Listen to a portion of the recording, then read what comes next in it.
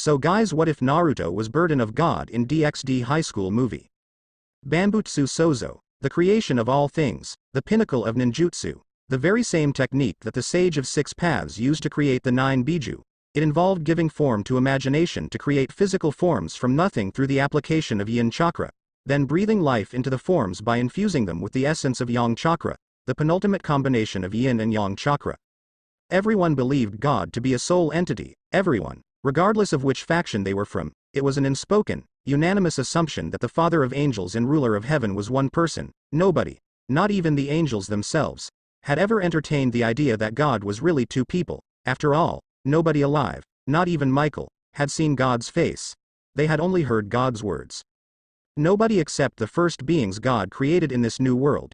The Shinto faction, they, too, had never seen God's face, but they understood that this universe was created through liberal use of chakra. They knew that the combination of yin-yang was what gave birth to this vast world. Most importantly, they knew that the yin-yang chakra used to create them came from two people. Uzumaki Naruto and Uchiha Sasuke were brothers in all but blood.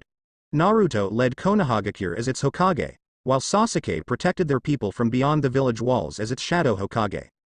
They studied in the Shinobi Academy. Together, they served their village. Together, they saved the elemental nations by sealing away Kaguya. Together, they fought with one another every now and again, but their bond with one another was unbreakable, and it went beyond their feelings and relationship. Their lives were tied to each other, and when they die, they will die together. They didn't notice at first. Naruto married Hinata and started a family.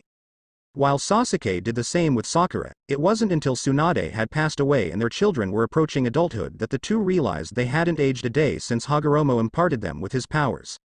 Their wives were starting to show telltale signs of age as strands of gray were visible in their hair and pointed out the two of them never showed signs of biological wear and tear. Even their strength, which usually begins to diminish as a ninja ages past their prime, had instead increased as their training was never impeded by hindrances such as back pain and weak joints, which had plagued Hiruzen and now bothered Kakashi and Gai-sensei. Naruto and Sasuke knew it wasn't long before the villagers of Konoha, and those of other hidden villages, start to notice their agelessness. The elemental nations had dealt with villains from generations past, and their bad experiences with ageless and seemingly immortal shinobi would make the world wary of the two of them, undoing the peace they had worked so hard to achieve. So they disappeared with their wives, leaving Konoha and the elemental nations in the hands of the next generation. Naruto, Sasuke and Sakura had theories as to why they seemed ageless, but nothing concrete. It wasn't until they consulted Kurama that they had an idea of what happened to them. Hagoromo had left Naruto his yang chakra and Sasuke his yin after the sealing of Kaguya, effectively binding their lives to one another. If there was one irrefutable rule of the multiverse that no being could challenge, it was balance, yin and yang, light and dark, life and death. It was impossible to tip the scale. Naruto, with his inherited Uzumaki longevity, Kurama sealed in him, and with Hagoromo's added yang chakra, had his life force enhanced to inhuman levels and was virtually immortal outside of combat. But since he could not die a natural death, neither could Sasuke, or the balance of yin-yang between them would be disrupted. Nothing except for suicide would end the lives of the two strongest shinobi. They contemplated it at first, up until their wives had torn new holes in them for even thinking of suicide. It was a cruel fate, to watch their loved ones grow old and die while they remained in their prime. But Hinata and Sakura had faith in their husbands. They overcame countless obstacles through their lives and they would overcome this one too because they had each other. At the age of 89, Hyuga Hinata died with a smile on her face, her lover tenderly holding her hand. 2 days later, Haruno Sakura followed, with Sasuke following Naruto's example. They had visited their children, under heavy disguise, to inform them of the sorrowful news, and to bring them along so that they may say their goodbyes. It wasn't until they attended Himawari's funeral 70 years later that they decided to leave the elemental nations. Their job here was done, peace had been attained and there hasn't been a war for a century and a half. They were but legends who ushered in a new era of prosperity for not just shinobi but everyone of the elemental nations, recorded in history books from Kei's no Kuni to Mizu no Kuni. Their time here was over, and so, with one last look in the direction of Konoha, in true Uzumaki and Uchiha recklessness, using Sasuke's Aminate Hikara, the two strongest shinobi of the elemental nations ripped open a tear in space and stepped through, never to return. Hey, Teme, I am bored. How about a spar? Other than exploring this land, that's all we've been doing since we arrived, Dobi.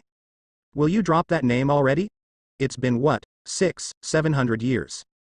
We've been here for 8 millennia, idiot. Yeah. Well, you start losing track of time when there isn't a sun and it's always dark.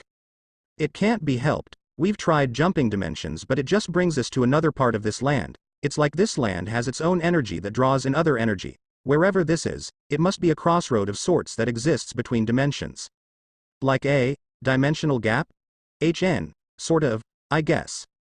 I am telling you, Sasuke, this is going to work. Even Kurama and the others agree that we should try it out, Naruto huffed. Look, Naruto, it's one thing to create a sun like we just did, but did you forget that it took us 1,000 years of trial and error after finally getting out of the dimensional gap? Sasuke replied while pinching the bridge of his nose. Naruto's incessant ideas were annoying him. Imagine it, Sasuke, Naruto insisted, if we manage to create life, we won't be so lonely here anymore with just us and the Biju.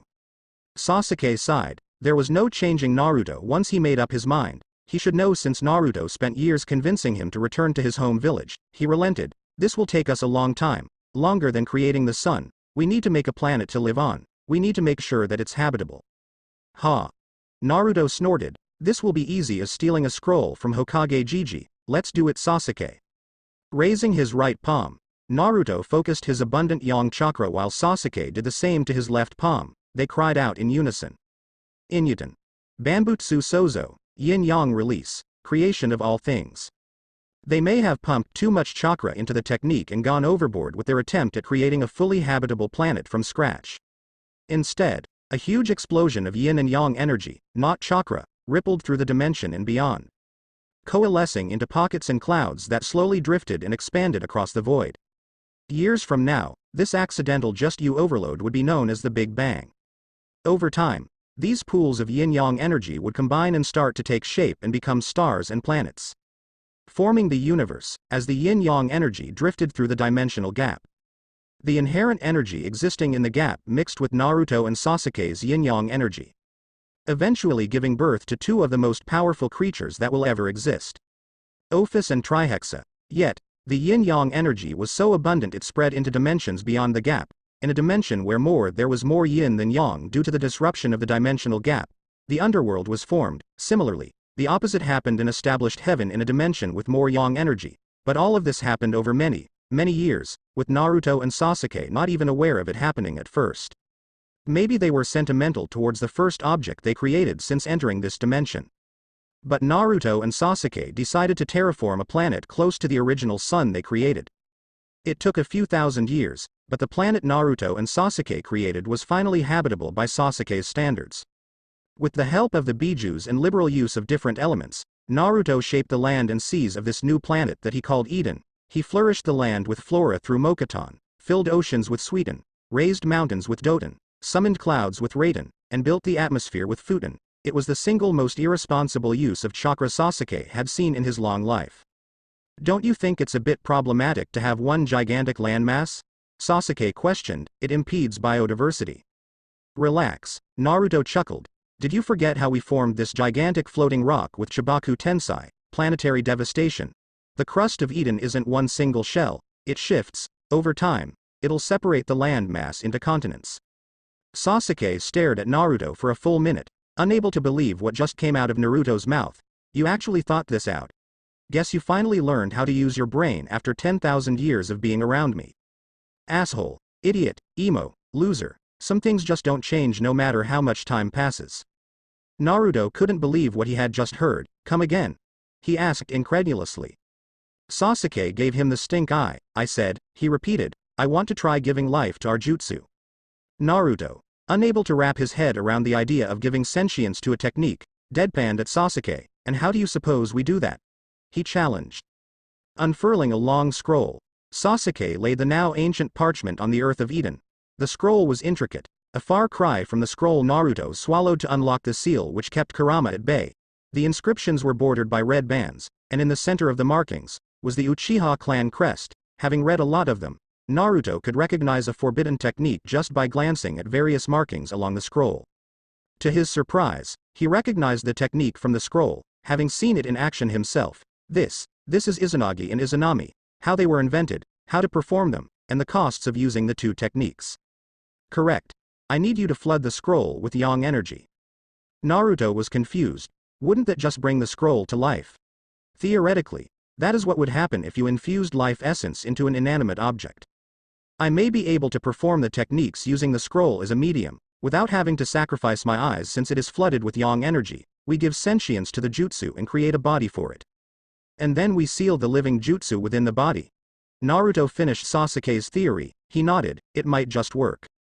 Thus, the first Shinto gods, Izanagi and Izanami, were born. From Sasuke's right eye, Amaterasu the sun goddess was created. From his left, they created Tsukuyomi, the moon goddess. Finally, by combining the powers of both eyes, they gave life to the most devastating technique of all Uchiha clansmen, Susanoo, the tempestuous god of valor. The pair continued to bring life to many of their techniques. Raiden Jutsu gave birth to gods from Zeus to Thor to Apollon, Poseidon, Sobek, Ao Guang and other water-related gods were conceived from Suiton techniques. Kagutsuchi and Ares were born from Kaiten jutsus and so on. But the most devastating gods, Odin, Indra, Hades to name a few, were creations that were senjutsu given sentience and a body. They were walking forces of nature, so to speak. These new gods were scattered across Eden in their waking moments, allowing them to live as they pleased and form their own communities. None remembered how they came to be, or why they were capable of magical abilities, eventually growing powerful enough to achieve their own feats of creation and formed their separate dimensions, having grown bored of Eden. Dobi, we have a problem. Peering into the dimension that would eventually be known as heaven with his Rinnegan, Sasuke saw, for the first time, what their accidental jutsu malfunction spawned. People with wings and glowing halos. Confused people with wings and glowing halos. What's wrong, Teme? Naruto inquired. He was absent-mindedly watching Gyuki wrestle a Brontosaurus while the rest of the Biju cheered him on. Remember how you said you wanted to experiment with recreating humans? Sasuke began. We may have started the process already. He went on to describe what he saw in the Yang dimension. Well, shit, Naruto muttered as eloquently as usual. What do we do? Should we introduce ourselves? Hey guys. We sorta accidentally created you. How do you feel? No, idiot, we should observe them for a while. We need to know what we created. And so, Naruto and Sasuke observed the race of glowing winged humans for 3 decades, noting that these winged people did not age past their prime. Much to Naruto's glee and Sasuke's skepticism, they also sensed a very yang-focused power within these humans. It was blatantly obvious, however, that these humans did not know what to do beyond wandering the beautiful realm they resided. Compelled to seek out something, they did not speak, did not eat, did not interact with each other. It was as if they were all just waiting for something to happen, and so, deciding to interact with the race without revealing their true identities, they contacted them as a voice, introduced themselves as God, taught them words, gave them names, and most of all, unknowingly gave them a purpose. God said that they reminded him of a woman who called herself God's angel because of their white wings. He told her story, one of a faithful woman who stopped at nothing to protect her God. A fierce warrior who protected her God's legacy even after his death. It inspired them, for they were now God's angels. They, too, would fight to protect God, for it was he who created them, accepted them, and embraced them. Despite his obvious might, they would humbly, dutifully follow the rules he laid out and serve him for eternity. Worshipping his benevolence, they would guide and protect his creations, just as he had done for them. Naruto, a voice in his head resonated. What is it, Kurama? He replied. The other tailed beasts and I, we want you to create more beings like us. Kurama hesitantly approached the subject. Naruto was confused. Why? What good would come from the attempted creation of more tailed beasts? Not tailed beasts, just big entities. If you are serious about letting us roam this land in the future along with the humans you will recreate, it is best that there are not only 9 large animals in this world. The more like us, the more likely we will be left alone, Kurama reasoned. Naruto contemplated the idea. I can see what you mean. More titanic creatures in this land would mean the humans would be used to them, and can get along with you guys. Alright, that's perfect. And so, without much thought put into it, aiming to create beats capable of matching the Biju in power and stature, Naruto and Sasuke combined their powers like so many times before, birthing the immense beings known as dragons. At the base of a set of never-ending stairs, a young angel with long, luscious silver hair knelt, his hands clasped in prayer as he communed with God. Father, I do not understand. Are we not good enough? He inquired. There was no response. He had consulted Michael first, but was dismissed with a simple sentence. We do not question Father, it is not our position, we obey, and we carry out his will. Was that all there was to being an angel of the Lord? Surely, if Father loved them he would forgive them for simply asking a question. In fact, the ever-curious Azazel has always been asking questions and not once been punished. Surely it wouldn't be damning to question Father every now and then? Lucifer. He heard a voice. No, a myriad of voices. Call out to him. He lifted his head, his hazel eyes lightening up in recognition of the one who created him. Yes, Father, it's me. The silver-winged angel replied resolutely.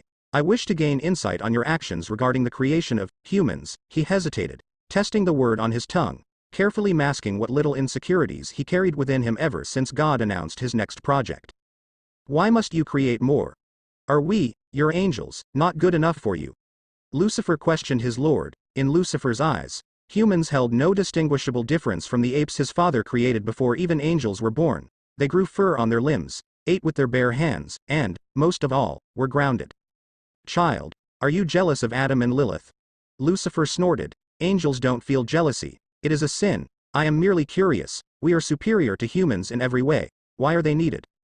Careful, Lucifer. Pride is good, but excessive pride is just as sinful as excessive envy. Humans hold sentimental value to me. They are the most adaptable creatures I have come across in my long life. You will come to love them as I have. But it was not to be. Lucifer fell. Falling was an occurrence that the god duo did not expect. Samael was the first ever angel to fall, to the sin of gluttony. His appetite grew beyond control, so ludicrous it was that the only meals which could satisfy him were the entrails of dragons. Gaining the moniker Dragon Eater, in Sasuke's eyes, Samael was an abomination, and so he exiled Samael from heaven. Watching as the once chaste wings of white darkened to a deep ebony, Naruto and Sasuke concluded it was a side effect of having been created with Sasuke's yin essence. The process of falling mirrored that of the Sharingan's development. When love and devotion are taken away and is replaced with emptiness and hatred, God's rejection hurt Samael deeply, though not to the point where it developed into hatred for him, but rather into self-loathing, a common feeling that fallen angels are familiar with. Samael would eventually tempt Adam and Eve into eating the forbidden fruit, transforming Eden into earth. But Lucifer fell hard. His inability to accept that God loved humans as much as, if not more than, angels had led to a rapid festering of resentment in his heart. The yin essence of the Uchiha clan twisting his once great love and admiration for his father into deep, unbridled hatred. God had not rejected him, but he rejected God. His fall was so tremendous it shattered dimensional barriers, crash landing in the then undiscovered underworld. His once majestic silver feathers shriveled into leathery skin, as if cringing at what he had become. And he was not alone. Thousands more angels shared Lucifer's sentiment and betrayed the faith God placed in them, among them Beelzebub, Leviathan, Asmodeus, Baal, Belial, Mammon, and Mephistopheles. Their purpose was no longer to serve the Lord, but to defy his wishes. Thus, the race known as devils began their rule in the underworld. Not long after, yokai emerged as humans spent more time around the Biju who were eventually set free by Naruto. But not without leaving some of their chakra so that they all remained connected. Some humans were accidentally created much like the humans from his homeland, except their chakra coils were dormant, until prolonged exposure to powerful chakra changed them. Humans and yokai lived peacefully for many years, until one unfortunate conflict divided the two races. The Biju and the yokai retreated into barriers formed by chakra which allowed them to hide in plain sight, remaining secluded from humans. War had broken out between the forces of the underworld and the heavenly host. God, Naruto in particular, was disappointed in his creations. They had believed that this world they created would be free of the cycle of hatred which was finally broken in their ancestral home. The war had not escalated beyond skirmishes in certain pockets of uninhabited land on Earth. Yet humans were already caught in the crossfire between the holy and demonic armies. The humans deserved to defend themselves, Naruto decided. There is no reason they should suffer in a conflict that they hold no responsibility for. Indeed, said Sasuke while nodding his head in agreement, we cannot give them chakra though, it will turn out like the elemental nations. No, we cannot, but we can give them tools like the ones Hagoromo wielded, ones that are bound to the soul of their wielders. When their wielders pass on, they will manifest in another soul that is born. That's tedious. We should set up a system that does that without our supervision, the God system. Naruto contemplated the idea. That could work. What should we call these tools, by the way? These will be tools capable of miracles. We should call them sacred gears. I won't let you do this, Sasuke. Naruto gripped his best friend's arm. According to Sasuke, humanity was in need of salvation, and they needed a messiah to set them free. His plan was to walk among the humans as a son of God, and to help as many people as possible. His plan was one that Naruto thought was, frankly, idiotic. Shaking his head, Sasuke sighed. There's no other way, Naruto. You can't perform miracles, not in a way humans would understand. With Izanagi, I can. Naruto still would not budge. You'll be hunted. The kings of humanity will not allow one known as the King of Kings to walk free. He couldn't bear to watch his brother live a life on the run again. Sasuke scoffed. You know they can't kill me. His left eye morphed into the Rinnegan. I'll save them. Naruto. He slipped out of Naruto's grip and ripped a portal in space. Before he stepped through, he turned around and grinned.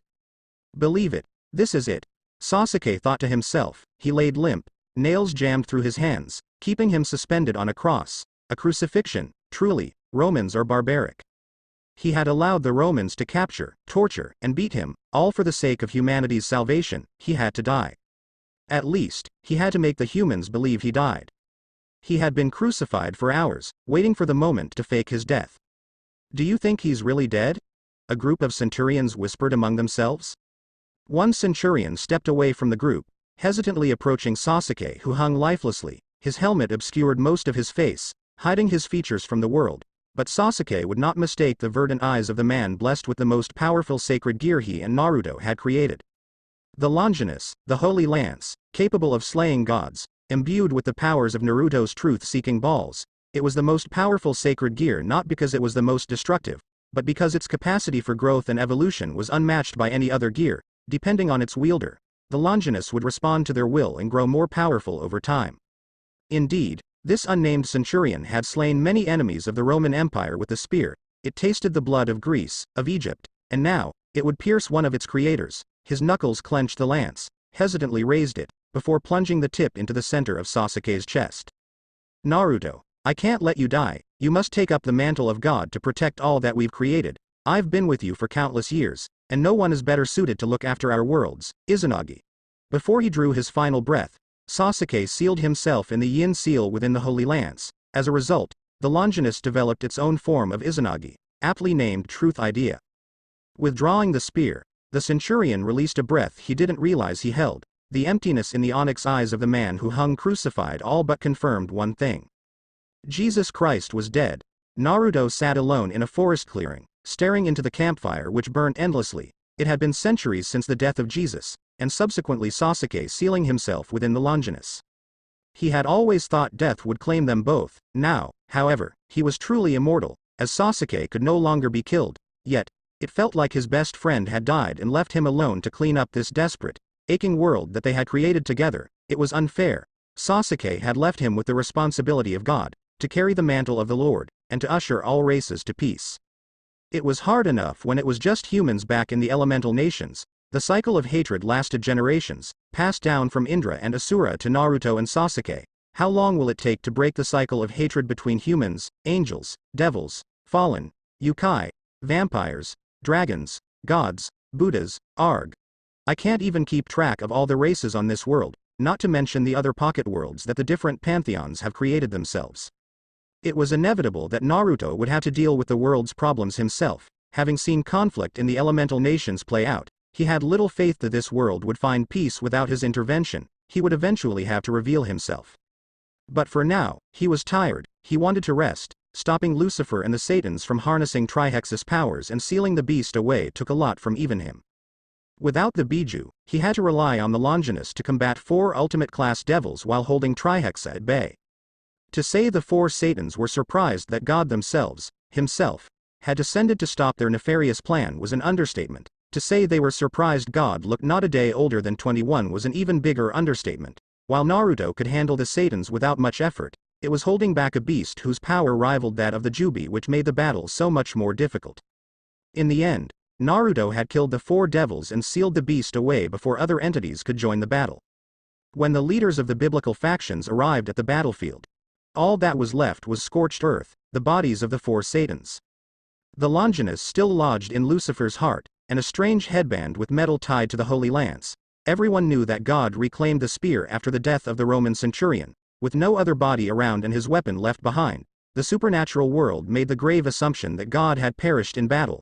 Coincidentally, When God fell in battle, the Yukai were set in panic mode, frantically searching for their progenitors who had all disappeared overnight.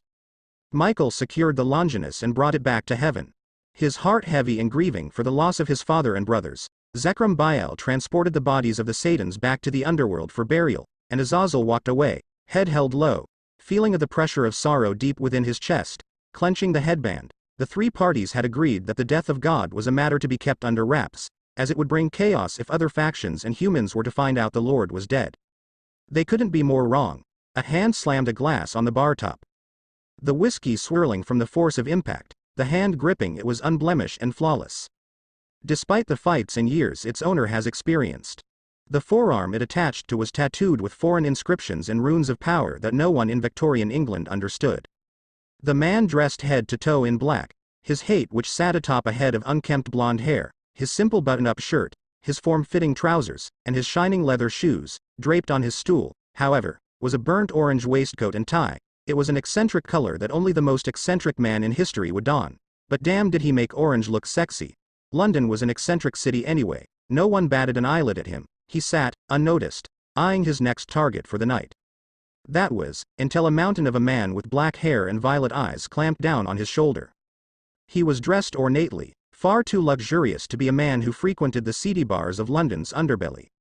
In fact, if any other person were to venture out during late nights, they would have been targets of muggings and robberies. The crooks in the bar stayed away from him though, as he exuded an aura of impenetrability. His face was lined with few wrinkles and was set in a stern expression as he gazed at the man who had yet to acknowledge him.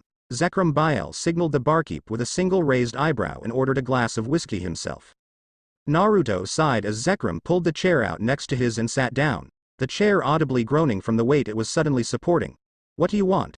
He was always straight to the point, just like how Zekrom liked it. It has been a while since we've shared a drink, Druid. Tell me, how has life in London been treating you? Zekrom began courteously. He was no barbarian. He was the great king of the underworld and he had to maintain his image, no matter how difficult it was whenever he drank with the eccentric man by his side. Ah, yes, that was what people like Naruto were called. Humans capable of harnessing the power of nature without succumbing to madness. There had been few extraordinary individuals in the past who communed with nature to accomplish great feats and left their marks on history. Though not always for the better, Attila the Hun was the first human driven mad by the power of Senjutsu. Then came the Mongol Temujin, who later became known as Genghis Khan, two of the bloodiest warlords in history until Naruto struck them down. Siddhartha Gautama was another man who connected with nature, but he ended up ascending to become a Buddha. Naruto took another swig of his whiskey. Well, Zekrom, since you finally decided to separate from Kurum, I'll indulge you a bit, he quipped. I beg your pardon. I don't know a Kurum nor was I married to this woman, Zekrom. I mean Zekrom, replied with a confused expression. It doesn't matter Zeke, you'll understand in a century or two. A vein bulged on Zekrom's forehead. I told you not to call me that name, he ground through clenched teeth. Why not, Zeke?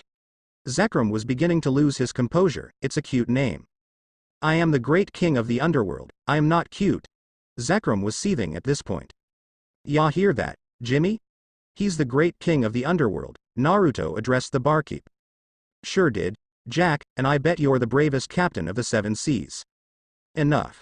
Zekrom snapped, I am here for information, Naruto, and I will not let you sidetrack this conversation like so many times before. You're no fun, Zeke. Very well. Naruto took one last sip from his glass before he turned to the devil. He buttoned his waistcoat and fastened his tie. I'll say it again. What do you want? I need to know where all the strays you've been killing are coming from. Naruto raised a brow. You know. He thought he was pretty covert when it came to his serial killing as the papers put it. Of course, Naruto, or would you prefer I call you Jack the Ripper? He waved the name off. That's just a name the press made up to sell more stories. I am still Naruto. Well, except to Jimmy here. He's the only person who calls me Jack. He grinned under the shadow of his fedora. Normally I would send a servant to investigate this, but this is truly troubling. The underworld hasn't seen this many strays congregating in one area. We are worried the old Satan faction might be behind this. Zekrom folded his arms across his chest. I needed to come talk to you myself. I'll let you know once I've tracked down the culprit. Naruto patted his friend on the shoulder. Don't worry. I've killed 18 strays so far and I've found a common link between all of them. Zekrom wondered what clue Naruto was hinting at before it hit him, their organs. Yep, Naruto nodded. I didn't cut them out. Each one of the strays were already missing an organ before I killed them. The organs were corroded away by chemicals. Like Zekrom said, Naruto was the serial killer printed in the papers known as Jack the Ripper. Even if the public didn't know it, no one suspected the charming charismatic young man who delivered papers in the morning to be a ruthless killing machine. Capable of efficient murder with the precision of a surgeon, in truth, the women that Naruto killed were all stray devils that started emerging in London a few months before he decided to investigate the matter. A few humans had fallen victim to the strays, but those who frequented Whitechapel were not virtuous men and women, so he wasn't too perturbed about their deaths. Naruto had dissected the bodies of the strays as a last resort to find out where they were coming from, as he could not sense the power of evil pieces within the women. It was mere coincidence and desperation which allowed him to discover that the strays were being chemically reincarnated into devils, but without the power of an evil piece stabilizing the change process, they were turned into strays. Naruto knew only one laboratory in London which could possibly produce the chemicals he found left in the bodies of the stray devils, and he was ready to smite them down. Whoever it was behind this heinous crime against nature would feel the wrath of God. Naruto paid Jimmy for the whiskey he had before getting up from his barstool. As he turned, Zekrom grabbed his arm. Right where his tattoos were inked, the devil eyed the inscriptions with an analytic gaze, trying his best to decipher the functions of the runes but only managing to understand one command. Contain. You're still keeping your power under wraps. Do you know how hard it was to track you down when you're doing that? He asked irritably.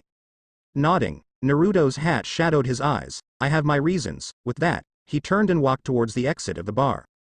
By the way, the old Satan faction is probably not involved, so you can go back to whatever Pokeball you crawled out of. Screw you, Naruto. You keep bringing up these Pokeballs and I still have no clue what you're talking about. As Naruto was an immortal who had lived and trained for eons, his chakra never stopped developing, to a point where his body could no longer contain his chakra and he would unconsciously release it into the surroundings. The leaked chakra would leave a trail wherever he went, making it a simple task to track him or detect his approach. It was the biggest problem Naruto faced, as he needed stealth and anonymity much more than firepower right now. It wasn't time for God to reveal himself to the world. Thankfully, his solution lied in the mystic art the toads had taught him, Senjutsu. As long as natural chakra circulated through his pathways, he essentially blended in with nature, and how could one sense nature when nature was omnipresent and always enveloping everything in the world? All he had to do was remain in sage mode indefinitely. But it was difficult to do so alone, so the Biju agreed to be sealed within him again. Much like when Kurama had helped him gather Senjutsu when Naruto was moving, the other Biju would also do it for him, taking turns when doing so. The Biju did not all fit in the seal intended for Kurama, however. Thus he had to expand the seal to encompass his torso and original arm. As for some reason he could not extend the seal to the arm made from Hashirama's cells, he had remained in sage mode for so long that Senjutsu no longer changed his eyes into those of the toads. It had been a solution at first, but as time passed and wars between factions, races and nations began, the bloodshed and conflict tainted the ambient natural chakra of Earth. As one half of the creators of the universe, especially the one who mastered Senjutsu, Naruto's chakra influenced the natural energy which resided in the world. Unfortunately, the natural energy in the world influenced Naruto's chakra in a similar manner since he was constantly in sage mode. Naruto made it an effort to purify nature chakra as much as he could and had actually started to make progress in parts of the Caucasus region, until 2 decades ago in the 1870s the Industrial Revolution brought forth a wave of deforestation and pollution which further twisted natural energy. The taint was so potent that it hindered some of the combative uses of Senjutsu. Though his chakra was far from corrupt, he had found himself in a similar situation to Rock Lee, where molding natural chakra into ninjutsu would feel as if his body was ripping itself apart. It was only thanks to his body having adapted to the corrosive nature of Biju chakra that he could still utilize a few techniques, though the more destructive ones like the Rasen Shuriken caused him a great amount of pain. Still, by no means was he weak, as he was still capable of using his own chakra and Senjutsu still reinforced his body. Stepping onto the street, Naruto kept his right hand on his hat as he made his way through the bustling crowd of London to his destination, ignoring the droplets of rain. It was always raining in London, as if God was weeping for all those who suffered injustice in this socially divided city. It makes me sick, he thought to himself. England proudly announced itself a Christian nation. Yet the Anglican Church stood idle as the nobles and aristocrats employed children as young as 5 for manual labor. What made his blood really boil was those same nobles would abuse the children at work during the day, and by night they would be praying to God for prosperity and fortune. Having not been in the 7th level of heaven in over 1,000 years, Naruto had not heard prayers for just as long, as Michael was the one who now governed the god system. Yet, the prayers from those who were truly desperate would manage to reach him, and London was the loudest city in Naruto's opinion. In fact, the laboratory he now stood in front was where one of the largest nests of suffering was located.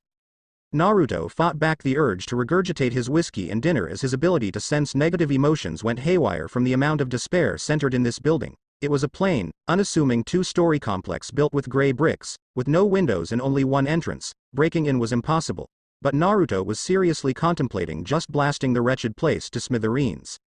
He stepped up to the door and twisted the handle. It was unlocked. Naruto scoured the entire laboratory but was unsuccessful in finding anything related to the stray devils, though had been in enough of Orochimaru's labs to know that there was always a secret basement, as evil scientists could not get enough of that trope. Lo and behold, Naruto found a trap door hidden in a cabinet. The moment he lifted the trap door, he was bombarded by the earlier wave of despair and suffering. Holding back a choke, he descended. Naruto was convinced that the scientist, whoever they were more twisted than Orochimaru ever was. He skulked through the laboratory, watching as women were suspended in tanks of purple fluid, while tubes transfused chemicals from large vats into the veins of the victims. He had taken a curious glance into what was in the vats and could not hold back his vomit as it was flesh, being churned into a pasty fluid. It was unmistakably devil flesh.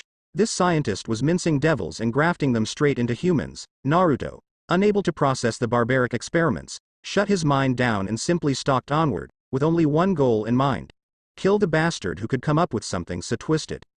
He eventually reached a dimly lit operation room, where the scientist in question was dissecting something. Naruto couldn't make out what it was from behind the sick man, but he honestly didn't care at that moment. The man was wearing the outfit of a medieval plague doctor, complete with the beaked mask and all black robe. His facial features were obscured, but it didn't matter to Naruto. In the end, this man would die. The doctor turned, a look of deranged madness in his eyes. I did not expect anyone to be able to track me down, but if anyone could do it, it would be Jack the Ripper. The insane doctor raised his scalpel, pointing it at Naruto's direction. I do not appreciate you slaughtering my experiments. Naruto said nothing at first. He had told himself he would not indulge in conversation with this abomination, but he was curious. Who, or what are you? And why did you do this? His tone left no room for argument. It was the voice of a ruler who demanded answers from his subjects. Me? Oh, I am human. You may not believe me, but I am human. I was a scientist, you see, quite a celebrated one at some point. You may have heard of me. My name is Thomas Midgley, and I would have won the Nobel Prize if it wasn't for that damned woman. Midgley paused, tapping his scalpel against his temple. His pupils shrunk in unrestrained anger. Marie Curie, she is the reason for my fall from scientific greatness. The world believes radiation to be a problem to humans. Well, I will show them that the world of supernaturals are much more of a threat to humans than some radiation ever will be. You are one fucked up son of a bitch, you know that? Naruto responded. He had no sympathy for someone who went mad simply because they had their thunder stolen. I was expecting some sob story in which you were tortured by devils and want to get revenge against them, but you're more messed up than I thought. It matters not what you think, Ripper. What matters is how you will meet your end. As Midgley finished his sentence, purple wisps wafted off the tip of his scalpel. Shadow prison. Purple tendrils exploded from underneath Midgley, surging towards Naruto. The shinobi raised an eyebrow in amusement. Ho? So, you have a sacred gear, and it's one of Vritra's too. That's how you managed to kill the devils you turned into minced meat. He ducked under the first tendril, aiming for his neck before he had to weave through an onslaught of shadowy spears. Shadow prison was a sacred gear mainly used to restrict the movement of its wielder's foes. Though this man had formed the tendrils of Vritra's shadow into spears as sharp as his scalpel. It wasn't threatening to Naruto, though, who knew the weakness of the gear as he had created it. Dashing towards a medical tray holding a dozen more scalpels, Naruto launched them at the many pipes which carried gas throughout the laboratory, before clicking his teeth hard, creating a spark. The room was set alight as the gas burned bright, illuminating the shadows and forcing Shadow Prison to disperse. Your sacred gear is very easily countered. Shadows cannot exist where there is light. That's why your laboratory has no windows and is dimly lit, isn't it? Naruto asked rhetorically. He stepped towards Midgley, who had backed up in fear now that Shadow Prison could not be used. Stay back. Don't hurt me. The scientist pleaded. Naruto made no move to stop his advance. Did you stop hurting those women when they asked you to? He replied. He raised his hand, clutching a scalpel. ready to drive the surgical knife into the trembling doctor's throat, before Midgley's fist lit up with purple flames. Just kidding. Midgley's fist impacted hard against Naruto's chest, who was blown back from the force of the scientist's punch. You made the same mistake all those devils made, assuming I only had one of Ritra's sacred gears when in reality I have two. He cackled madly, thinking Naruto was down for good, until he heard a groan. Blaze black flare as well. How is someone like you blessed with two sacred gears? Naruto stood, his hand covering his chest. Shit, you burned a hole in my favorite waistcoat. Do you know how difficult it is to find an orange waistcoat, asshole? Midgley snarled. You're quite durable, aren't you? To take a direct hit from Blaze black flare and stand right back up is quite commendable. Naruto merely shrugged in response. I've taken hits from people way stronger than you. Do your worst.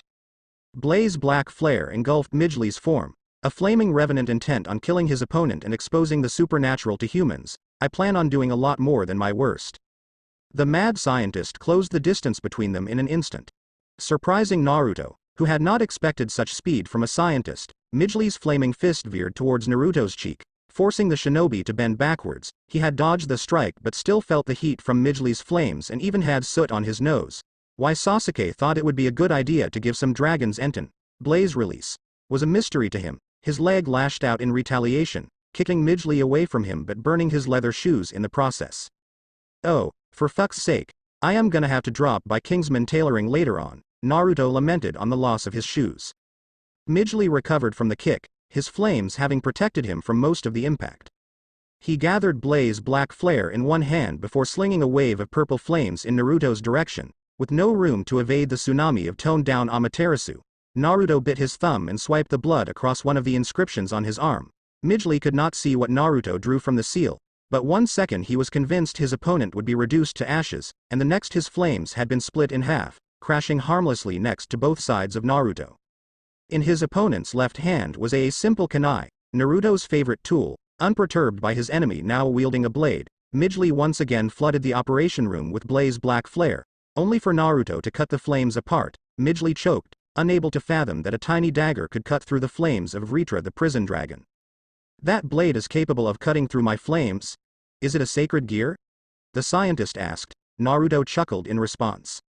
Not even close. A friend of mine, an idiotic swordsman with the sense of direction of an onion, once imparted me with some wisdom. He was a simple man who wielded simple swords. They had no special power, but he could cut through anything. He said it all depended on the swordsman's resolve to cut. I don't need an overpowered tool like a sacred gear to deal with scum like of you.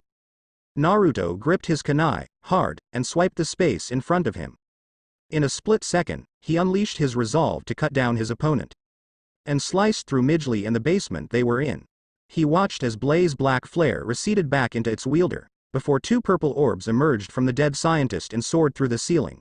Knowing that the sacred gears were returning to the god system and awaiting to reincarnate in their next wielders, having slashed apart the foundation holding up the basement in the laboratory above, Naruto turned and made his exit, satisfied that the twisted doctor would no longer bring harm to the people of London.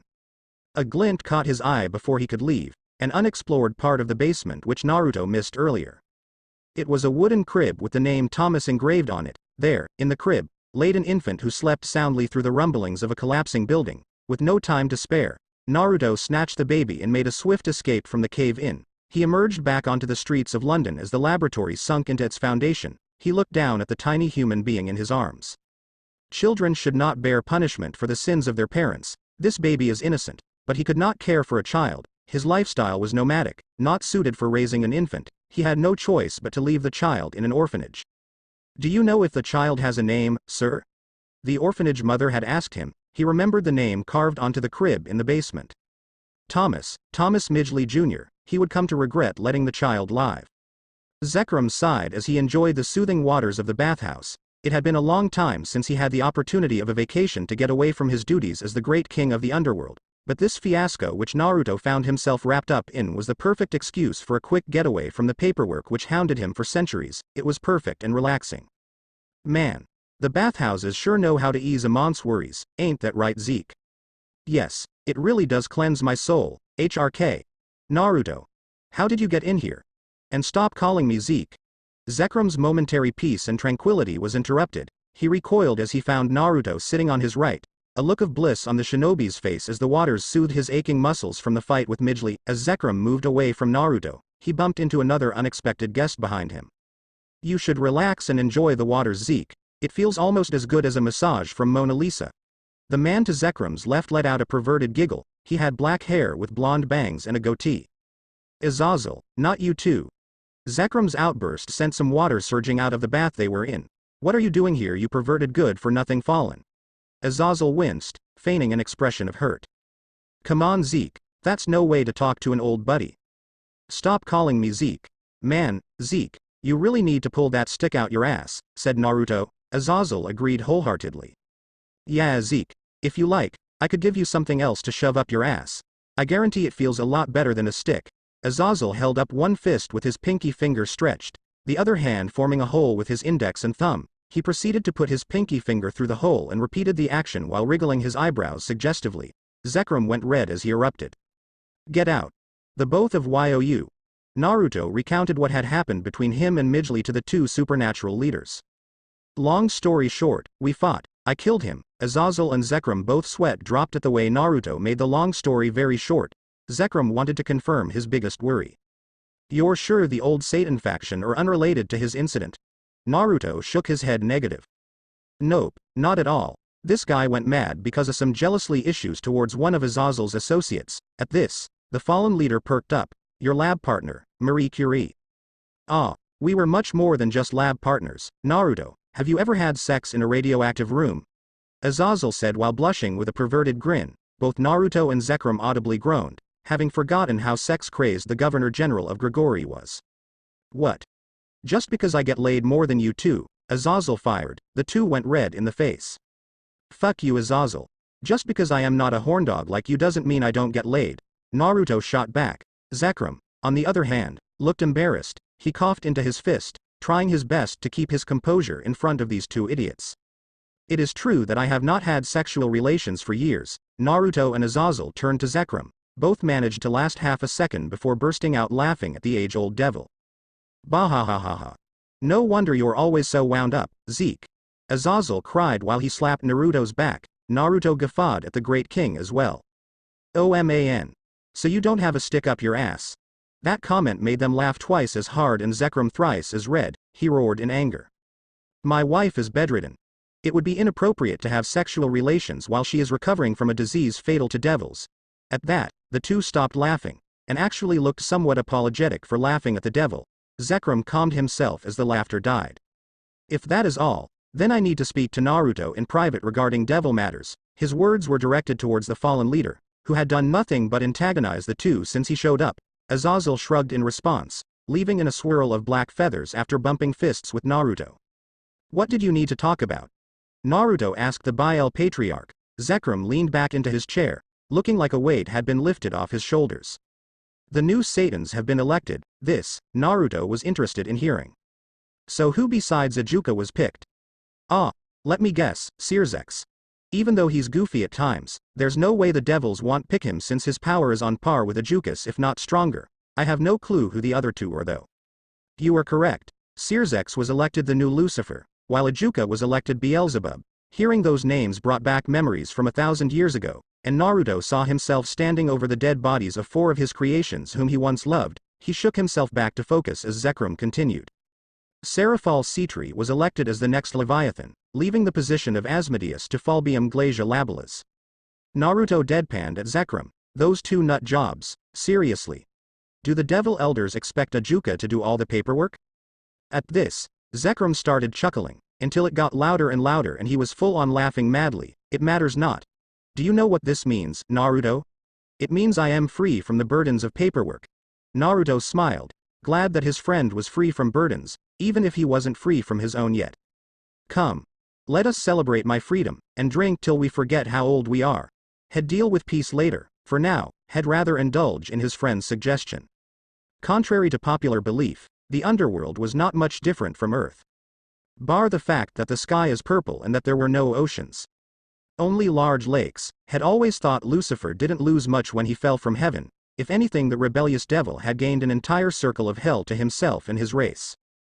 Naruto quite enjoyed spending time in the underworld as his drinking buddy Zekrom would always bring him to the latest bars and new hotspots. The occasional odd look would be sent their way while they paraded the entertainment quarter of Lilith. But no one dared voice their dissatisfaction towards a human in their territory, as he was one of Zekrom Bale's only friends, not to mention most devils dismissed him as a threat since Naruto gave off no presence at all. It had been days since they started their alcohol binge. Along the way, the new Satans had joined them in their partying. Celebrating their promotion into ruling positions of their race, they signed up for the whole package: bar hopping, nightclubbing, karaoke, drinking games. Nothing related to alcohol was left out. By the end of the week, Zekrom was sent to the hospital for alcohol poisoning. Naruto and Ajuka had thrown up a week's worth of food. Falbium had passed out, though no one could tell if alcohol had anything to do with it, and Sirzex had been dragged home, a fuming Graphia pinching him by the ear. Only Serafal, the smallest in stature of their group, had managed to stay on her feet miraculously. That was fun, Naruto. We should do that again sometime, she had happily suggested. The men of their party shuddered, remembering how much alcohol her tiny body could put away. Never again, Naruto groaned while covering his mouth to stop from vomiting more. Ajuka agreed. Herc. I think I am gonna hurl again. The green-haired Satan ran to the nearest garbage bin before emptying the contents of his stomach. Z's. Amidst the chaos, Falbium slept on, uncaring of the noise his friends were making. Naruto shook his head at the lazy Satan. Legend has it only a flute from Lavender Town can wake the lazy Satan up. It had taken 2 whole days, but the 4 Satans and Naruto were fully recovered from their week-long escapade and were ready for a serious discussion. If Falbium of all people were paying attention, the ensuing conversation was probably really important.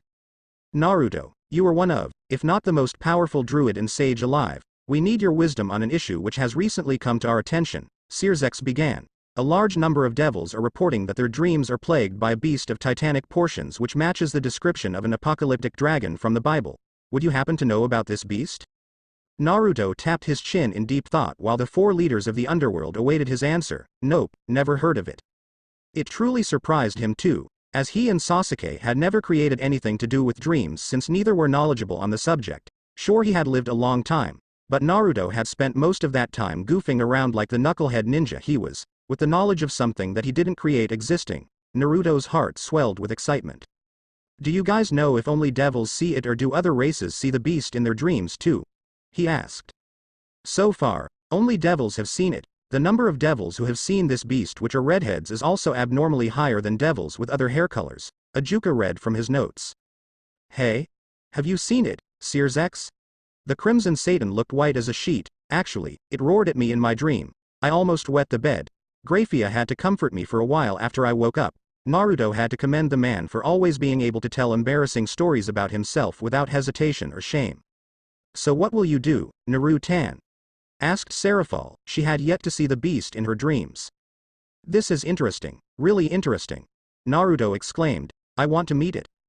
After some investigation and digging, Naruto found out that even humans, yokai, fallen, and even angels who don't usually need sleep were encountering the red dragon in their dreams. He surmised that since he was highly in tune with his subconscious mind and could enter his mindscape, he did not really dream when he slept. He turned to his tenants for suggestions. Kurama, is there any way for me to dream? To be honest with you, I don't think there is, Kurama replied. Before his host's hopes were dashed, he continued, however, that doesn't mean you can't enter someone else's dream. Remember the Yamanaka clan and their interrogators? Right. Inoichi and Ibiki had a jutsu which allowed them to enter their target's subconscious. Psycho Denshin, Psycho Mind Transmission. If I remember correctly, I'll have to look through my old scrolls to see if I copied it from when I was still Hokage. Thankfully, Naruto had never broken out of his habit of spamming shadow clones to get boring stuff done, like copying down jutsu from the village vault as a precaution should anything happen to the scrolls inside. All that was left was a willing volunteer. Sirzex-sama, what is this deviant doing in our bedroom? Graphia asked her husband in a flat voice. Naruto recoiled and winced at her words, her monotone somehow making the words sound much harsher than she intended. That's rough, Graphia Nisan, it's not my first time staying at your palace anyways, Naruto retorted. But it is the first time you will be staying in our bedroom. Point taken, the Crimson Satan chuckled at the dynamic between his wife and his longtime friend. Naruto was an easy-going, fun-loving free spirit who did not care much for decorum. Manners, authority and etiquette. Naturally, this irked the ever-vigilant maid of the Gremory family. who believed that proper behavior should be displayed no matter the environment one finds themselves in, took it upon herself to discipline the ancient yet juvenile druid. Naruto, in good nature and firmly believing he could handle whatever Graphia threw at him, agreed to her demands. That was the last time he would ever agree to letting Graphia torture him with lessons on table manners and proper greeting customs. She had even forced him to break his habit of inhaling ramen from a bowl within seconds. By the end of the week, Naruto had developed a healthy dose of fear towards the queen of Lucifer's peerage. Hell hath no fury like a maid witnessing idiotic behavior, especially if that maid was one of the strongest women in hell. Naruto wants to try make contact with the Dragon of Dreams, and I am allowing him to do so with me as the conduit as I sleep, but I am not letting him do this for free. Of course, he owes me a favor I can cash in anytime, Sirzex explained, winking at the end of his sentence. Graphia gave her husband a long, hard stare, her silver eyes exemplifying her no-nonsense personality. Her eyes narrowed. Very well. Then, I shall retire to my room in the maid quarters tonight. She turned, but stopped midway, a dangerous look aimed at her husband. Please do not waste a favor from Naruto Dono on something stupid, Sirzex-sama. With that said, Graphia left the two men alone. Naruto looked to his side to see Sirzex sweating a bit. Naruto had to hand it to Graphia. That woman could read her husband better than a Sharingan could. What were you going to ask as my favor? I was going to ask if you could help me with planning my next prank on Ajuka. Naruto's eyes shined with a mischievous gleam. What? That's it. Save the favor. You know the prankster Sage would never pass up an opportunity to mess with that guy. Sirzex snickered knowingly. You're still sore that he beat you at shogi, aren't you? He did not beat me. I was going easy on him. I've been playing shogi since before you two were alive. There's no way he's better than me at the game. Naruto sat on an ornate chair by Sirzek's bed while the devil himself laid on the silken sheets. He eyed the druid with a hint of worry in his turquoise eyes. Look, I trust you, Naruto, but try not to fry my brain, yeah? It would be terrible for the underworld if their newly elected Lucifer was put out of commission so soon after his ascension. Not in the sense that they lost a powerful super devil capable of fighting pantheon gods head-on, but the embarrassment it would bring to the devil race as a whole that their Lucifer was rendered a vegetable by a human, an immortal, powerful, if not the most powerful, human, yes, but even after millennia of witnessing humans adapt and grow, the supernatural world still underestimated them. The sage understood his friend's worry. It was a delicate jutsu. Made especially difficult by his large reserves, Naruto likened it to pouring water into a narrow bottle without using a funnel. Taking extra care not to spill any water down the side of the bottle. In his case, he was trying to fill a test tube with a tsunami. He had to limit his own chakra output, which would have been impossible for the old him. Thankfully, tens of thousands of years of training, developing and experimenting with his chakra had honed his control to perfection, and he was confident that Sirzex would come out unharmed from this predicament. Don't worry, he reassured the devil, you'll be fine, I promise. The hesitance as Sirzek's eyes visibly eased, hearing his friend say the P-word. If Naruto promised, then he was going to come out alright. Not like your mind was normal to begin with. A vein on Sirzek's head bulged. Hey. What's that supposed to mean? Naruto's mouth twisted into a wicked grin. Oh. I know all about your secret fetishes and fantasies, the Satan paled. Never would have guessed you had a thing for little sisters. I hope Zeoticus and Venelana don't get pregnant with a baby girl in the near future so you at least have time to grow out of this phase. Hey. Sirzex shouted indignantly, it is not a phase.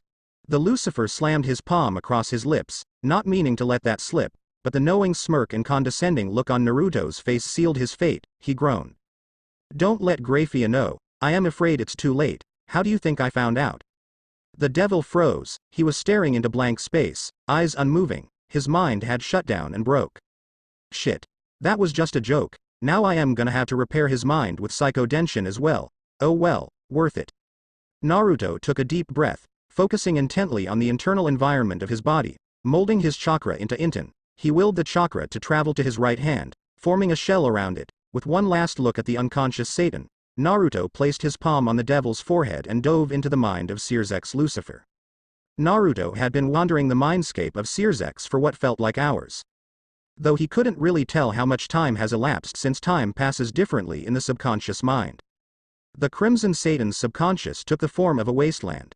He trudged through what was mainly in the Satan's damaged mind, trauma. Having fought in the Great War which ended in a fickle armistice. Then fighting a war against his own kin to maintain the fragile peace between the three biblical factions. Sears X carried the emotional baggage one would expect from a war veteran. As a super devil, his capability to wipe out entire battalions was often put to use when the descendants of the four original Mao were still in power.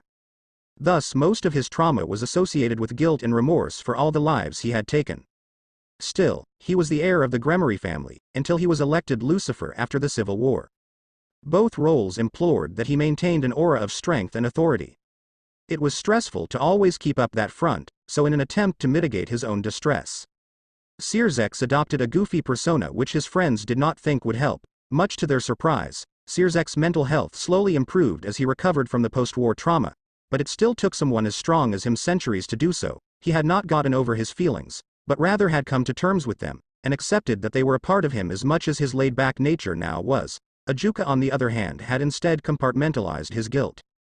His serious and hard-working personality made it much easier for him to rationalize his actions and cope with them. Naruto had not actively participated in the Great War apart from slaying the four original Mao and sealing Trihexa as god, but he had witnessed the conflict and felt the suffering of his creations through his negative empathy, and negative emotion sensing is a mouthful. Negative empathy essentially means the same thing anyways, and connection with nature through senjutsu. He understood them to an extent. The Underworld Civil War, however, was an entirely different ballgame. It was not really a civil war. There were no skirmishes, no strategic planning, no tactical advances and retreats. No. What began as a political movement by those who were fed up with war slowly descended into a confrontation between the old Satan faction and the new Satan faction. The old Satan faction, made up of pro-war houses of the remaining 72 pillars, were always ready to fight, whilst the new Satan faction, tired of war, wanted to end the conflict in one fell swoop. What resulted was a slaughter, as the old Satan faction could not match the might of two super devils with only one of their own. Naruto had not observed the Civil War, and this was his first time seeing things happen through Sears X's point of view. "You're getting sidetracked. We are here to find the Red Beast." Naruto nodded to himself. Kurama was right. Besides, seeing the happenings of the Civil War would not change much in the grand scheme of things.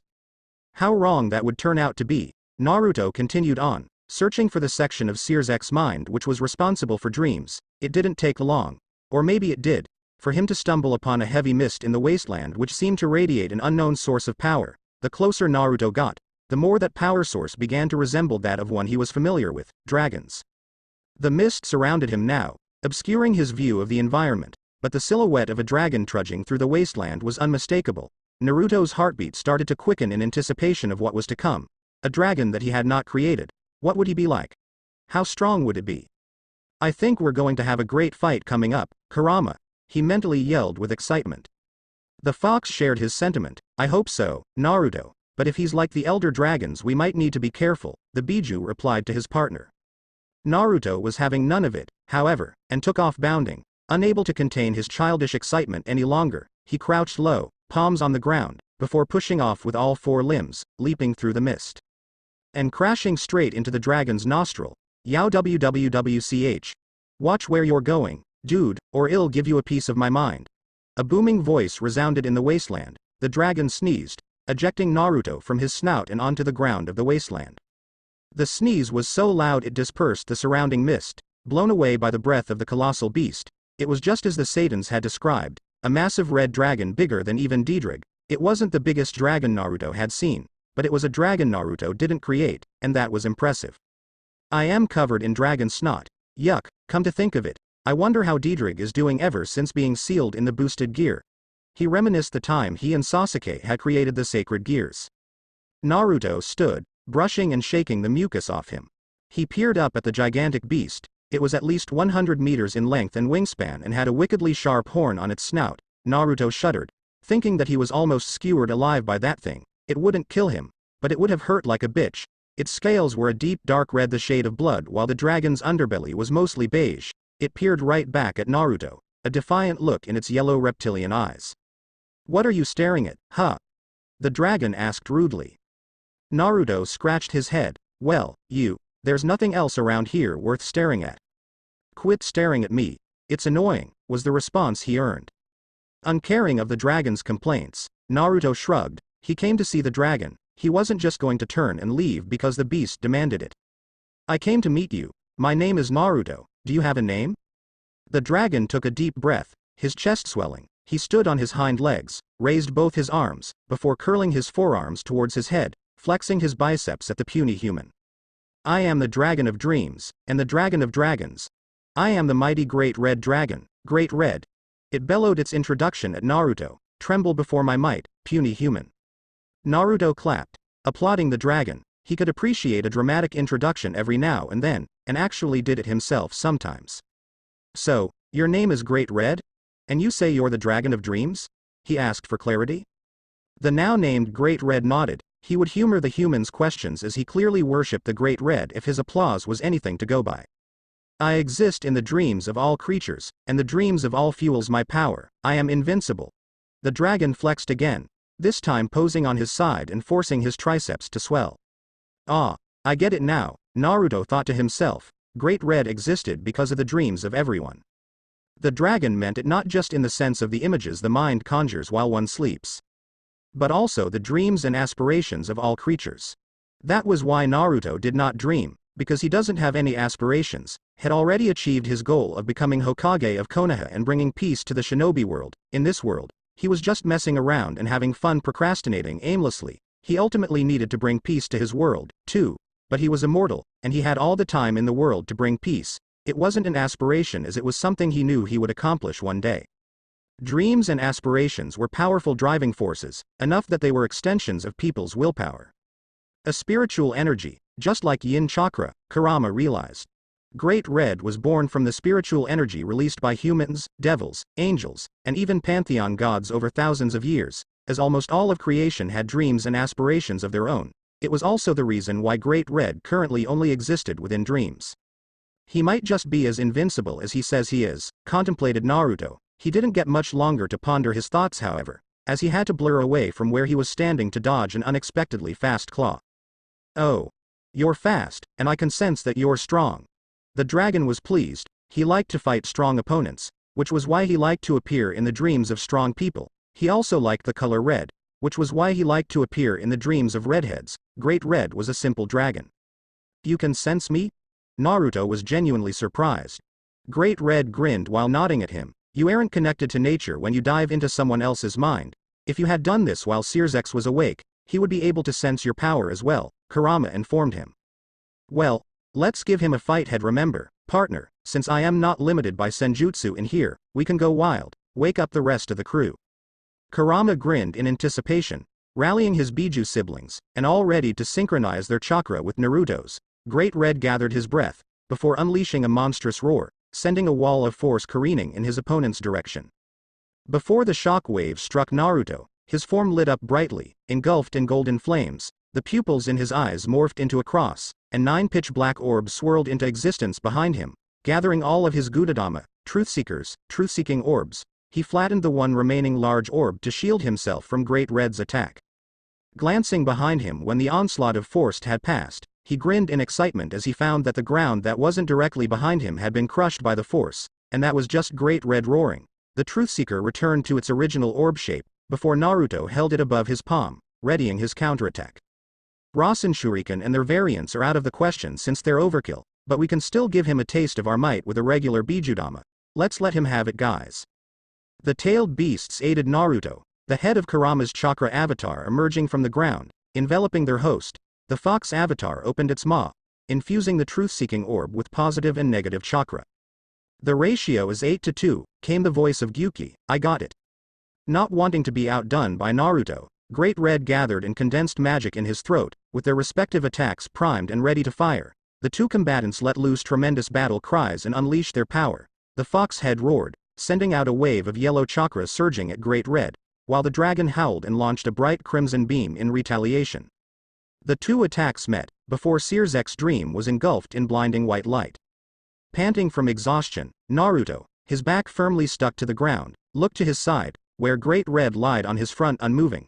The two were spent after their fight. It had gone on for a good while after their techniques collided. Mustering what little strength he had left, Great Red turned to stare at Naruto, groaning as he shifted his neck. The two maintained eye contact, mutual respect visible in their gaze. Man, you really are strong. I haven't been pushed to the brink like that in literal ages. Naruto told the dragon in between breaths, feels good to let loose every now and then. Great Red grunted in return, You're strong too, stronger than the other creatures I've fought while in their dreams, including the one whose dream we're in right now. Naruto chuckled, knowing that while Searsex could give him a run for his money, the dragon spoke the truth. Say, once we've recovered, I think I could help give you a physical body. What do you think? He asked his new friend. I've tried it myself, and I am a dragon who can turn dreams into reality, Great Red snorted. If you manage to do it and I can't, I will gladly call you boss for the rest of eternity. He clearly didn't believe Naruto could achieve what he couldn't, since he was the Great Red.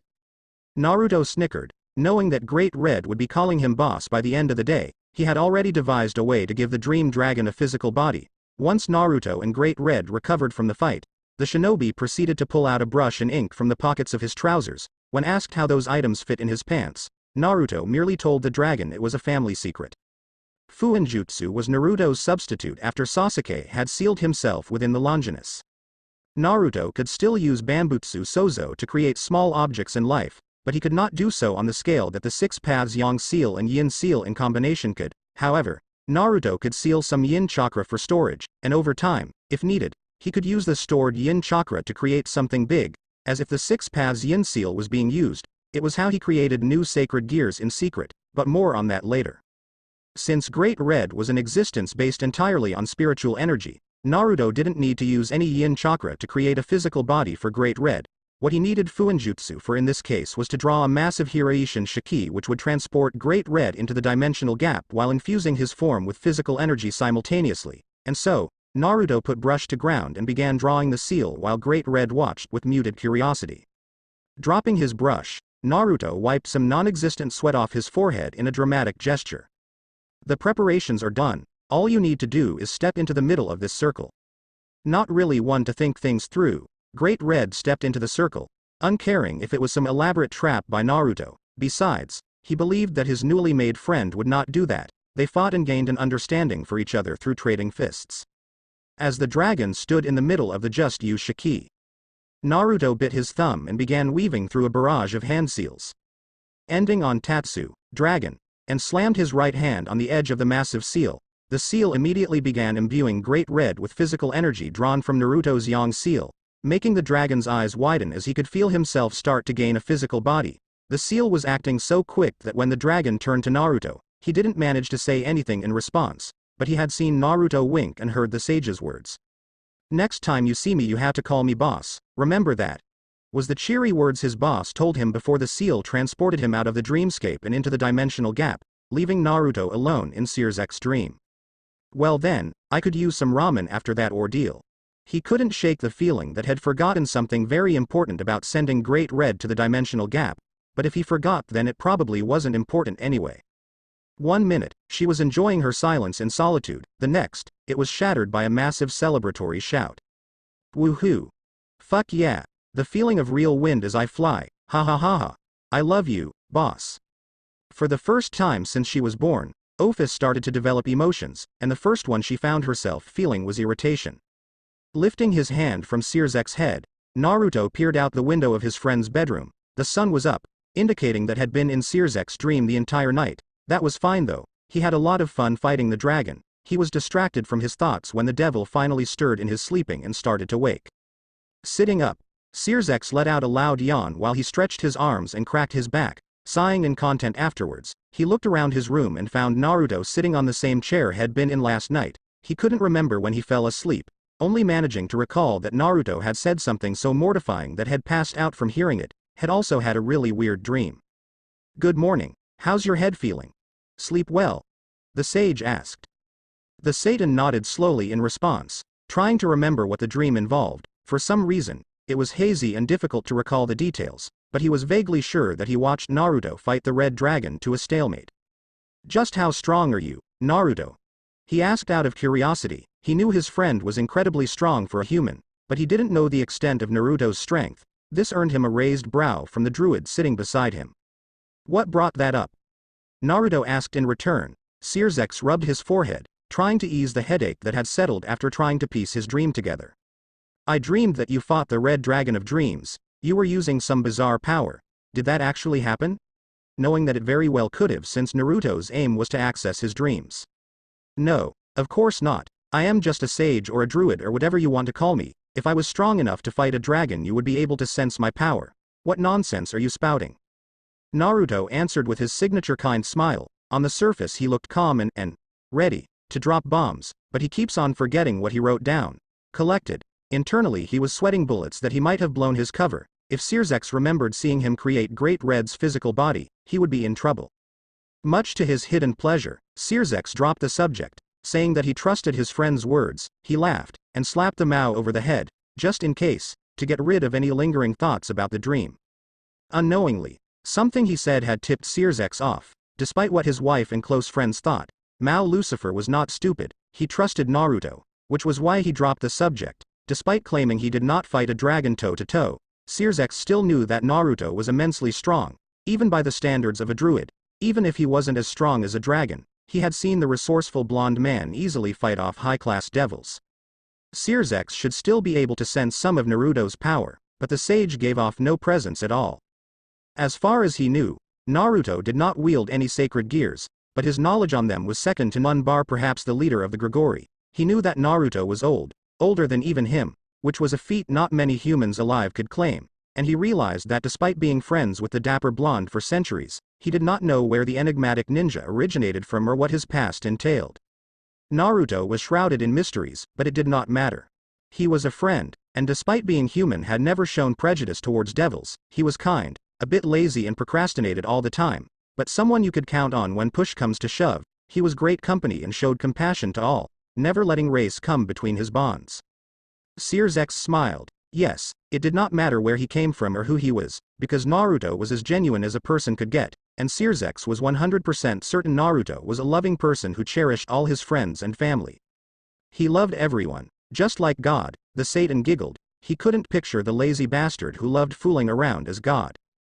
Kuo was a relatively uninteresting town when compared to other large, metropolitan cities of Japan. It was spacious and rather dull, though it housed a surprisingly large population thanks to the reputation of the prestigious Kuo Academy. Kuo Academy attracted aspiring students from across Japan, and with its recent transition into a co-ed institution, more and more students and their families moved to Kuo. It was also a hub of supernatural activity. The devils, in particular, were quite invested in the town, and the other factions wanted to find out why.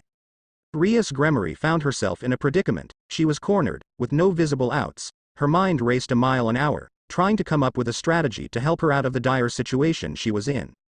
Checkmate, came a voice opposite her. Indeed, her opponent had trapped her king between the opposing queen, knight, and bishop. Any step she took would result in the capture of the king. Rias sighed, not enjoying the bitter feeling of defeat. She swallowed the bile which had risen from her gut. She really hated losing. The only reason she played chess was to train her tactical thinking in preparation for rating games to come. She glanced at her opponent and couldn't help smiling fondly. Sona Citri was her childhood friend and the only person who she had never been able to best in a game of chess. It was a bit of a sore spot for the crimson-haired heiress, but she could always console herself with the knowledge that she had her friend beat in another department. Boobs, and she was never shy to flaunt it at the petite devil across from her.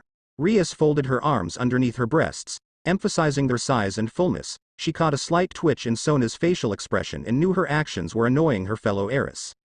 Your mastery over the game of chess is spectacular as always, Sona, she praised before graciously accepting defeat. She may hate losing, but her position as an heiress required she maintain a modicum of courtesy. You have defeated me, once again, as promised. You may lead this meeting. Sona closed her eyes and readjusted her glasses, before looking back at Rias. You flatter me, Rias, Sona responded with equal grace, but let us move on to more important matters. Indeed, Rias agreed. What did you wish to discuss? As you know, I am currently occupied with that, she finished, referring to her engagement with Riser Phoenix. I am aware, but I thought you should know that Kuo High School has just accepted a new transfer student. Ria's face remained stoic. Is that it? She probed. Why is that important? Because this student didn't go through the ordinary transfer procedures. Sona paused before she elaborated further. They were simply accepted after an application was lodged, no screening, no interview, no background check. Now that intrigued the Gremory heiress. Kuo Academy was covertly backed by devils, specifically her brother Searsex and father Zeoticus. As such, the overprotectiveness of those two idiots had led to Kuo's strict admission guidelines. Every transfer student had to be vetted through a series of interviews, background investigations, and in extreme cases, a degree of stalking. to ensure that they weren't members of hostile factions sent to sabotage the devils. It was suspicious for an individual to be accepted without going through the process. Are you worried this may be a threat? Rias pondered. Sona shook her head in response. Unlikely. On the contrary, this may be an opportunity. The raven-haired king suggested. It is safe to assume that the devils already know this person. They wouldn't allow threats to infiltrate the academy, after all. So you think they may be potential recruitment? Sona nodded. This was why she requested to lead the meeting with Rias. The two heiresses came to the human world not only to study the ways of human interaction, but to also grow their peerages. They had a first-come first-serve rule, in which whoever found a potential target would inform the other and the other party must respect it. The Gremory heiress had called dibs on Hyodo Issei, the suspected wielder of a powerful sacred gear, and Sona herself had found a sacred gear wielder in Saji Genshuru. She knew, however, that Rias needed strong pieces as soon as she could in order to break off her engagement with Riser. I will cede this target to you, Sona began in earnest. I know you don't have much time. In return, you will owe me a favor. Thank you. The red-headed devil smiled a heartfelt smile while conveying her gratitude. I hope this works out. Who is this transfer student? Sona's hand rose to her face, her fingers pushing her glasses up, a gleam of curiosity in her eyes. A young man, she spoke, going by the name of Uzumaki Naruto. Achoo. Someone, somewhere, must be talking about him. There was no other reason he would sneeze since he physically could not fall ill. It was a universal law which existed back in the elemental nations, and Naruto made sure it was a law which existed in this universe as well. Having never aged a single day ever since the day he received Hagoromo's Yang Chakra, he looked exactly like he did at 17, but instead of an orange jumpsuit, he was dressed in Kuo Academy's high school uniform, with an orange t-shirt underneath the blazer. With his spiky blonde hair and deep blue eyes, he attracted the attention of pedestrians, specifically women, who were intrigued by the possibly foreign student. While pleased that he was garnering female attention this time around, he wasn't thrilled to be attending school again. Sure, no one would be out to sabotage his learning and his scores, and he wouldn't be ostracized by the parents of his peers, and he might be popular unlike his time in Konoha, and he could make some friends who weren't as ancient and batshit crazy as he was. On second thought, school didn't seem as bad as it initially sounded, but school was still boring. He also wasn't going to school for an education. He didn't need one. He had a favor to return and there was nothing else Searsex wanted other than for Naruto to watch over his precious baby sister. Naruto still remembered when Rias Gremory was born. It was over a decade ago, but to him that may as well have been a blink. And even more ecstatic than usual, Searsex delivered the news to him personally and had even suggested that he should be the young devil heiress godfather. Of course, that idea was quickly shot down by Zeoticus, Venelana, and Graphia. For obvious reasons, devils don't embrace the concept of god anything. Naruto had never met her, but he recalled the look of happiness on Searsex's face. It was radiant. Not even on his wedding day had Searsex smiled such a genuine, heartfelt smile.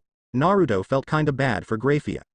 It also reminded him of his inability to start another family. He left his first family back in the elemental nations and had come to terms with it, but he couldn't bring himself to do it again. As long as the lifespans were of the many supernatural presences which resided in the world he and Sasuke created, they still weren't truly immortal. Not the way he was as long as Sasuke remained sealed in the Longinus. Consumed by his thoughts, Naruto did not realize he was walking through the gates of Kuo Academy, absent-mindedly trudging past dozens of other students. He paid little attention to the stares directed at him and the whispers of wonder about him. He had craved to be in the center of attention once, but after his long life the appeal of admiration from people who didn't really matter just didn't really matter. Smiling teen-aged girls were huddling in tight circles, holding hushed conversations with their friends while watching Naruto make his way to the school building, giggling every few sentences. The boys, on the other hand, looked at him with uncertainty and plain curiosity, commenting on his foreign-looking physical features. Naruto steadily made his way to the homeroom he was assigned to, ignoring the clamor that his appearance caused. Have they never seen a transfer student before? He mused. Stopping in front of a door, Naruto gripped the handle and flung it wide open, the sudden action interrupting whatever the teacher was saying to her students. All eyes turned to him. I am Uzumaki Naruto, he announced to the classroom. Nice to meet.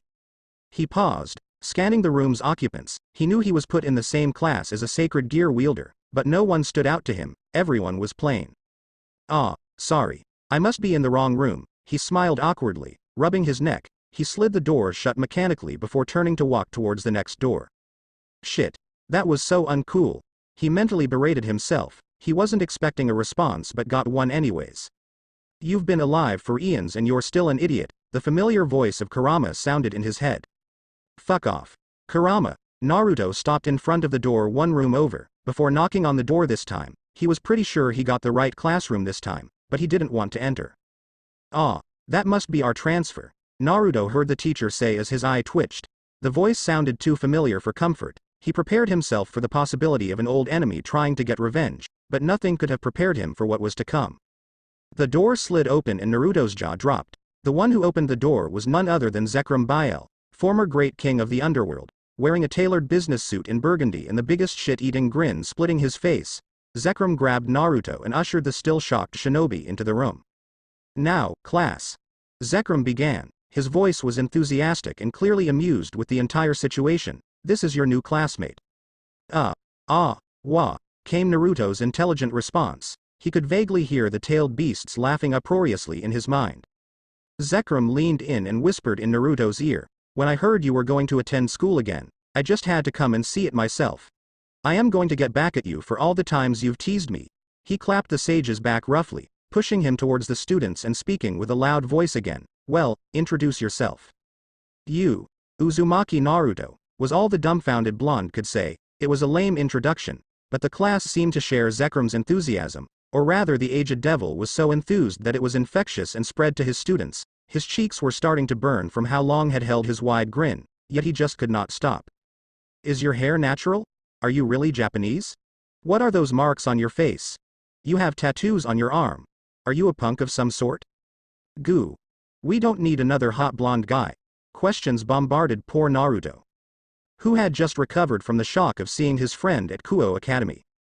He looked at every face in the classroom, his eyes lingering on an average-looking brown-haired teen for an instant. Before continuing his assessment of the class, he met the gaze of a spectacled girl and watched as her eyes slowly swept down his body, before suddenly widening. Her face flushed a deep red, her breathing hitched and she started squirming in her seat, her stare held firmly below new student's belt. Naruto shuddered, feeling violated. That's a kitten who knows what she wants, purred Matabi. What the fuck? It feels weird to be checked out so blatantly. Be thankful you were born a man. It was Chome who spoke. This is what life is like for girls and women after reaching sexual maturity, sometimes even before. I know. Naruto had seen his fair share of atrocities committed by humans and various supernatural races, and had grown desensitized to the sins of greed, envy, wrath, gluttony, pride, and sloth. Crimes attributed to the sins of lust, however, were crimes he did not and could not forgive. He could forgive a murderer, a thief, a corrupt politician, even a terrorist, but he made damn sure that every rapist he came across felt the wrath of God and repented for their actions. His conversation with the tailed beasts over, he continued introducing himself to his fellow classmates. Yes, my hair is natural. No, I am not. These are birthmarks. No, I am not a punk. He paused, contemplating whether to address the comment on him being another hot blonde guy before deciding against it. I like ramen in the color orange. Nice to meet you all. Very good, Uzumaki-san. Zekrom praised, before grinning wider. How is that even possible? Then he already was. Now, please take your seat next to Kiryu-san by the window. Kiryu-san, please make Uzumaki-san feel comfortable. He flashed a pleasant smile at Kiryu-ika, before winking at Naruto. Naruto grit his teeth, wanting to deck his friend-turned-teacher in the jaw. Zekrom had seen the way Ika undressed Naruto with her eyes and the hunger in them. Being the devil he was, he lacked the human concept of age gaps between sexual and romantic relations so long as both parties consented, but he also knew it would make Naruto extremely uncomfortable to sit by the hormonal girl judging by the sage's reaction to her ogling. Trudging through the aisles of desks, Naruto took his seat, casting a sideways glance at Ika only to see her send him a suggestive look while her chest heaved lightly with her face blushing furiously. He groaned. He had forgotten how annoying it was to deal with teenagers and their rampaging hormones. The major downside of being in school was having to sit through lessons on subjects he already completely understood. He probably knew more than the people teaching him, so consumed by his thoughts, Naruto drifted off into a pleasant daydream. A piece of chalk rocketed towards Naruto, snapping him out of his musing. His hand blurred to intercept the projectile, refusing to let the teacher embarrass him. What he forgot was that this lesson was taught by Zekrom, and the old devil knew that Naruto would catch the chalk. Behind the first chalk he threw, Zekrom hid a dozen smaller pieces of chalk enhanced with his power of destruction. Naruto's eyes bulged out of his sockets at his friend's blatant disregard for the other students in the class. There was no way for Naruto to catch the remaining pieces of chalk without some inhuman action and reaction, not while there were witnesses around unaware of the supernatural. He braced for impact and let the chalk hit him. Herc. The power of destruction really was painful to get hit by. Hiding his smirk behind the textbook he was reading from, Zekrom addressed the immortal sage.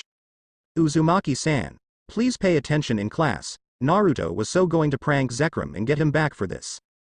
Sigh. For someone as old as him, high school was extremely tiring. With the school day over, Naruto decided to go grab a bite of ramen to reinvigorate himself. He made his way to a district known for its restaurants, hoping to find a nice ramen joint to establish himself as a regular. He walked up a set of stairs with a renewed vigor, determined to taste the food of gods. As he crossed the footbridge, he came across one of his classmates, namely, Hyodo Issei, the wielder of the boosted gear. He watched as a cute young girl confessed to the perverted teen and asked him out on a date before turning in Naruto's direction to leave. In her hurry home to hide her embarrassment from Issei, the girl, Amano Yuma, bumped into Naruto. She halted, turning to apologize to whomever she had hit. I am terribly sorry for running into, please forgive me. The girl bowed low as she apologized, Naruto's brow raised in amusement. Hey, it's okay. Don't worry about it, he replied kindly, be careful, okay? Yes, I will, the girl nodded affirmatively, before quickly bowing once more and rushing off the footbridge. Hey. Naruto turned to face the voice who had called out to him. Hyodo Issei was pointing a finger at him with a dark expression on his face. You're that new guy from my class, Uzumaki. That's my girlfriend, don't you dare try steal her away. Naruto rubbed his nape, laughing awkwardly. What made you think I was trying to steal her away? Issei snorted. I know the blonde-haired types like you. I bet you enjoy ruining the dreams of us normal guys. The dream of losing our virginity. The dream of feeling soft, supple opie in our hands. Naruto's sweat dropped. Look, she was just apologizing for running into me, he explained. I am not interested in her. A third person interjected the conversation between the two males. Is that so? That relieves me, a sultry voice made itself known. Standing behind Naruto was the girl he was sent to watch over, Rias Gremory. She was peering over his shoulder to look at their faces, strands of her long red hair brushing him lightly. Seeing the shade of her hair, Naruto's eyes softened. It reminded him of his mother. I know we haven't met before, but I am very much interested in you, Uzumaki-kun.